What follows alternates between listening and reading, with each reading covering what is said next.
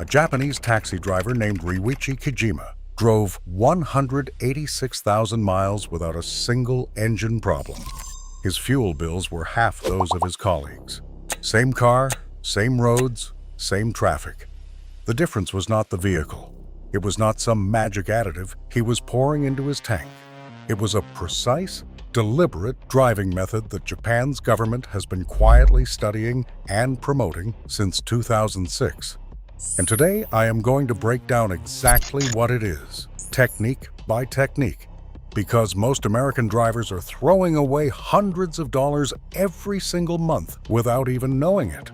Here is the thing. Japan has the most fuel-efficient drivers on the planet, not because of better cars, not because of better roads, because the Japanese government actually ran a nationwide program through the Ministry of Land, Infrastructure, Transport, and Tourism that trained millions of drivers in what they call eco-drive. The results from their own research blew everyone away. Drivers who followed the method cut their fuel consumption by 20 to 30% on average. Some drivers pushed that number past 50%. The program officially launched in 2006, and it is still running today because it works that well. And nobody in America is talking about it.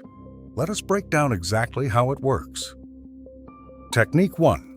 The 2-second fuel cut. Deceleration fuel cutoff. Free coast. Here is something your dealer will never tell you. Every modern fuel-injected car built after the mid-1990s has a feature called deceleration fuel cutoff.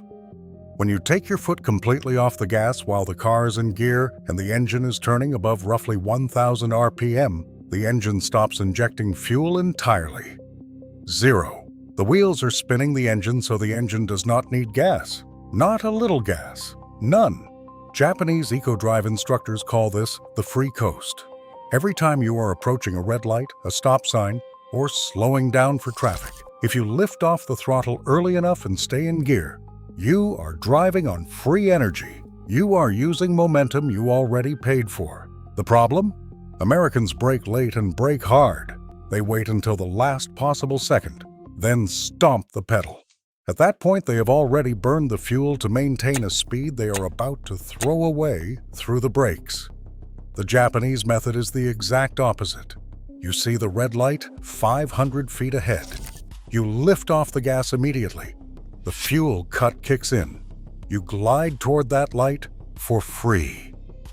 Japan's National Institute for Land and Infrastructure Management tested this on real roads with real drivers. Anticipatory deceleration alone, just lifting off the gas earlier, reduced fuel consumption on urban routes by 10 to 15%. That is before you do anything else. Technique 2. The pulse and glide. This is the one that sounds weird until you see the math. And the math is shocking. Japanese hypermilers, and yes, Japan has a serious competitive hypermiling community, discovered that engines operate at wildly different efficiency levels depending on load. An engine at light throttle, for example 20% load, might consume twice as much fuel per unit of power as the same engine at 70% load. Engines are most thermally efficient under moderate to heavy load. They are terrible at low loads. So what do you do with that? You stop trying to maintain a perfectly constant speed. Instead, you accelerate moderately up to slightly above your target speed, then lift off completely and let the car coast back down below it. Then accelerate again. Pulse and glide. In a traditional gas car without cylinder deactivation, this technique can cut fuel use by 15 to 20% on highway runs. The Japanese Automobile Federation documented drivers on controlled highway routes who averaged 60 miles per hour, but used up to 25% less fuel than drivers who held a perfectly constant speed. During the glide phase, the fuel cut is active. The engine is burning no fuel. Technique 3. The 40 to 60 speed rule. Japan's Transport Ministry studied fuel consumption data from millions of vehicles and found the sweet spot between 40 and 60 kilometers per hour, roughly 25 to 37 miles per hour. Most passenger cars operate at their peak aerodynamic and mechanical efficiency. Above 80 kilometers per hour, About 50 miles per hour, aerodynamic drag starts compounding aggressively. Here is the actual number. For every 10 miles per hour you drive over 50 miles per hour, you lose between 7 and 14% fuel efficiency. The United States Department of Energy confirms this independently. A car doing 70 miles per hour uses roughly 25% more fuel than the same car doing 55 miles per hour. Not 5%, not 10%, 25%. Japanese highway eco-drive training focuses on using cruise control at the lowest legal highway speed and combining it with the pulse and glide technique on downgrades. Drivers who implemented this on their commutes in Japan's studies cut highway fuel consumption by 15 to 20% with no other changes. Technique 4, the cold engine rule. This one is costing you money every single morning, and you do not know it. A cold engine runs rich. That means the fuel injection system deliberately dumps extra fuel into the cylinders to compensate for poor atomization and cold metal surfaces that quench combustion. On a cold start, modern engines can run as much as 40% richer than normal until the coolant temperature reaches operating range. Japanese eco-drive protocol is simple. You do not warm up the car sitting in the driveway. You drive immediately, but gently, below 2,000 RPM. Smooth throttle inputs and no aggressive acceleration until the temperature gauge reaches normal. Why? Because driving gently under load warms the engine faster than idling, and you are getting somewhere while you do it. The Japan Automobile Federation specifically called out cold morning warm-up idling as one of the top 3 fuel-wasting behaviors. 5 minutes of unnecessary idling on a cold morning can use the same fuel as 2 miles of driving. Multiply that by 365 mornings a year, and you are burning through several tanks of gas for literally nothing. Japan has been aggressively anti-idling for decades. Tokyo has had anti-idling laws in place since 2000. The data behind the policy is brutal. A typical engine at idle burns between a half and 1 gallon of fuel per hour. If you sit in a drive-through for 10 minutes, you have burned roughly 1/10 of a gallon. If you do that twice a day, 250 days a year, you have burned $50 worth of fuel just waiting in line. Japanese eco-drive training has a simple rule. If you are stopped for more than 60 seconds, turn the engine off. Not 5 minutes, 1 minute. The fuel to restart a modern fuel-injected engine is negligible compared to 60 seconds of idle consumption.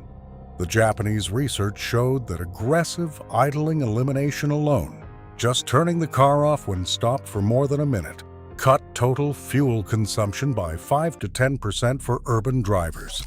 This is why idling stop systems became mandatory on nearly every Japanese domestic market car well before automakers started adding them to American vehicles. The Japanese data proved it worked. Before we get to the last 4 techniques, do me a favor, hit that like button if you're learning something that's actually going to save money. Technique 6, tire. Pressure is not optional. This one has hard data behind it, and almost no one takes it seriously. Every single PSI of underinflation below the recommended tire pressure increases rolling resistance. The U.S. Department of Energy says you lose approximately 0.2% fuel economy for every 1 PSI drop. A tire that is 10 PSI underinflated costs you 2% fuel economy. Most people's tires are 5 to 8 PSI low. They have never checked. Japan's eco-drive program recommends checking tire pressure cold before driving every 2 weeks, not when the light comes on and not once a year, because temperature changes of 10 degrees Fahrenheit shift tire pressure by about 1 PSY. Japanese winter drivers who do not compensate for seasonal pressure drops can be running 5 PSI low by January without their TPMS light ever activating, because the light typically does not trigger until you are 25% below recommended pressure. Proper tire inflation costs you nothing and pays back immediately at the pump. Technique 7. Air conditioning is a hidden engine. Your air conditioning compressor is mechanically connected to your engine. When it is running, it is stealing power from the drivetrain and forcing your engine to work harder to maintain speed. How much harder? Studies across multiple manufacturers show air conditioning increases fuel consumption by 5 to 25%, depending on conditions. In slow city traffic on a hot day, that number can hit the top of that range. Japan's summer eco-drive guidance does not tell you to avoid air conditioning. It says use it strategically. Cool the car before you drive by, opening the windows or the sunroof briefly. Set the air conditioning to a moderate temperature, not the coldest setting, which runs the compressor at maximum load. Park in shade when possible to reduce interior temperature. Use recirculation mode once the car is cool, which is far more efficient than cooling outside air from scratch. Japanese research found that strategic use of air conditioning, compared with running it at maximum all the time, reduced fuel consumption from air conditioning by roughly 30%. That is a real number. Technique 8. The weight audit. This one requires 10 minutes and a trip to your trunk. Japan's eco-drive instructors ask every new student the same question. What is in your car right now that does not need to be there? The physics is simple. Every 100 pounds of extra weight reduces fuel economy by 1 to 2%. That does not sound like much until you inventory the average American car. Golf clubs in the trunk year-round, a bag of sand left over from last winter, kids' sports equipment that has not moved in 6 months, tools you bought for one project, water jugs from a camping trip 3 years ago. The average American car carries 50 to 80 pounds of unnecessary weight at any given time. Eliminating it is free. It takes one afternoon, and it permanently reduces every single tank of gas you buy from that point forward. Technique 9. Read the road like a pilot. This is the master skill in Japanese eco-drive training. Everything else supports this one. Japanese driving instructors call it yosoku unten, or predictive driving. The concept is straightforward. You stop reacting to what is happening immediately in front of you, and you start reading what is going to happen 15 to 20 seconds ahead. You watch the traffic light 2 blocks up, not just the car in front of you. You see the truck merging from the on-ramp, and you lift off the gas now, not when he cuts in front of you. You notice the pedestrian at the crosswalk, and you anticipate the stop before you even reach the intersection. Every unnecessary braking event in city driving means you burned fuel to accelerate that mass to speed, then threw the energy away as heat through the brakes. A perfect eco-drive trip would have almost no braking at all. You would bleed speed gradually through engine braking and arrive at every stop just as the light turns green. That is not a fantasy.